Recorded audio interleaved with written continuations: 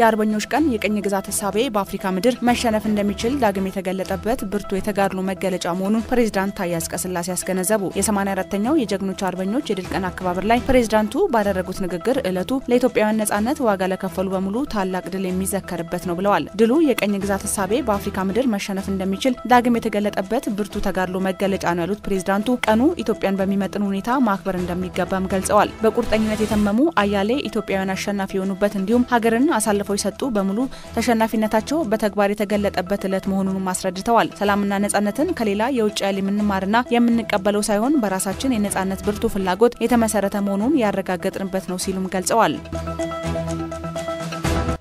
የኢትዮጵያ የውጭ ጭነት ካለፈው ዓመት ተመሳሳይ ወቅት ጋር ሲነጻጸር 14 በመቶ ማደጉን የትራንስፖርትና ሎጂስቲክስ ሚኒስትር ዴኤታ ደንጌ ቦሩ ገለጹ። እያደገ የመጣውን የውጭና የገቢ ጭነት ከማሰለጥ አኳያ በርካታ ስራዎች መሰራታቸውን ጠቅሰው ይህን ተከትሎም በሎጂስቲክስ ዘርፍ በርካታ ውጤቶች ተመዝግበዋል ብለዋል። ለአብነትም በአንድ ወር ውስጥ እስከ 40 ሺህ ቶን ቡና በኮንቴነር እንዲጓጓዝ የተደረገ መሆኑን ገልጸው የተለየ ግብረ ኃይል ተቋቁሞ ይህ ተግባር እንዲሳለጥ እየተደረገ መሆኑንም አስታውቀዋል።